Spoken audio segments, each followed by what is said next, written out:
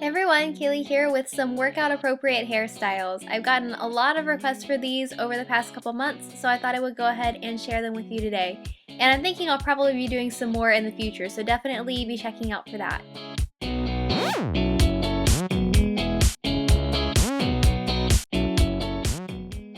So let's go ahead and get started. We're going to start off with this braided ponytail, which is appropriate for so many different occasions. You can go ahead and pull your hair straight back and then separate the hair from the temples up. Then you're going to go ahead and braid that back normally. You want to start braiding just behind the section that you went ahead and separated off. If you find that you need some more volume through that section, after you finish braiding and you secure the hair, you can go ahead and push the hair forward and stick a bobby pin or two into the hair to go ahead and hold up the volume. Now we're going to be doing a Dutch braid incorporating only hair from the bottom. Some of you guys might know that as a lace braid. Basically, all you're doing is to braid underneath, and every time that you braid with the hair on the bottom side of the braid, you're going to pick up a new section of hair from the hair underneath it. Sounds a little bit complicated. I do have a tutorial on Dutch braids, so if you guys want to check that out, I will have it linked in the description box in case you need it.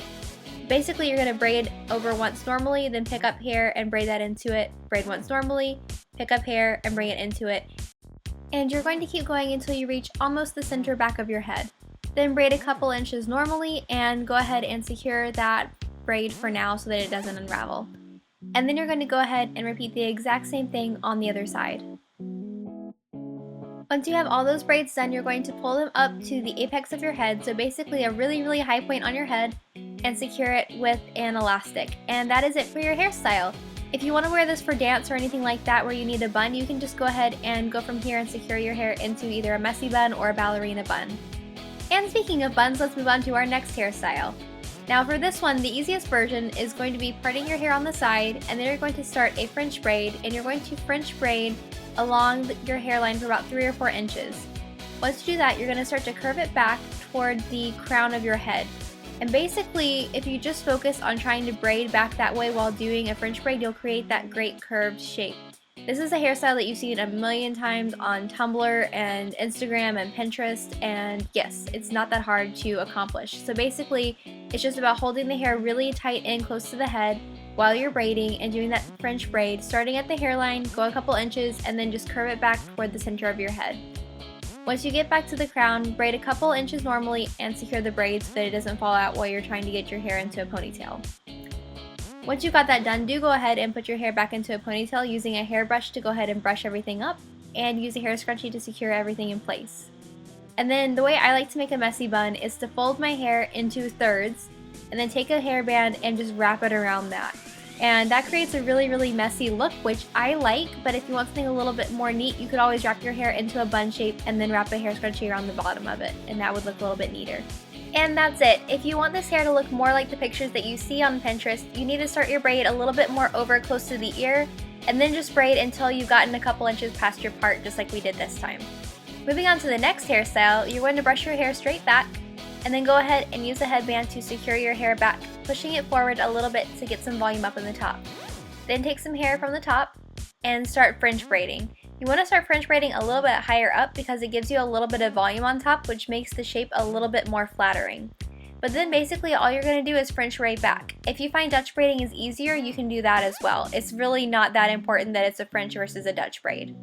Then once you get to the bottom, you're just going to go ahead and braid the rest normally. Although if you want a more edgy kind of cool look, you could just do a ponytail here instead of braiding the rest of the way.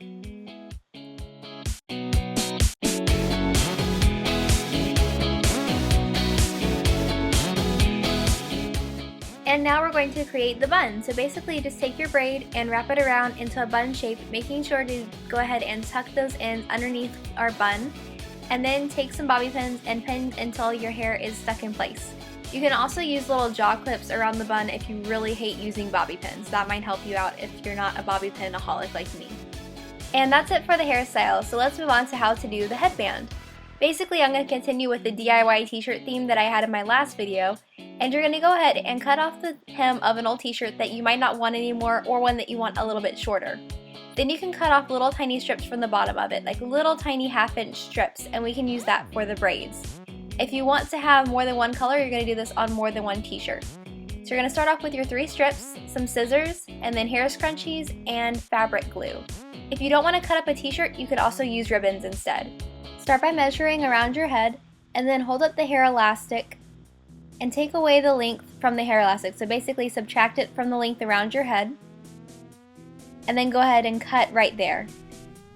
Then we're going to attach this to the hair elastic. So go ahead and loop the fabric around, placing a little dot of glue to hold that loop in place. Then do that on the other side as well. And then you're going to want to pin these. I use bobby pins so that while it dries, the glue is still stuck there and it won't come apart. Then take the fabric from the bottom of the t-shirt and cut it in half. This makes braiding a lot easier. Then go ahead and make a knot on one side and begin braiding. And you're going to braid all the way down. I found that for some reason, half of the fabric of the bottom of the shirt braided was the right amount to go around my head. So that's what I did. So once you go ahead and you braid and you get all the way to the bottom, then you're going to tie it in a knot.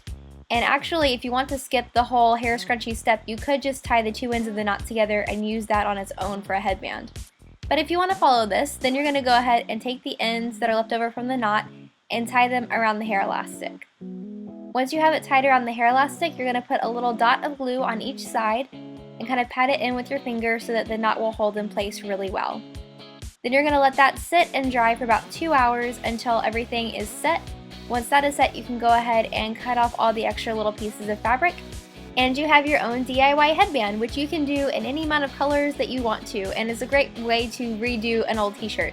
Speaking of which, my last tutorial was on do-it-yourself workout shirts from t-shirts. If you want to check that out, I'll see you guys in my next video. Mwah! Bye!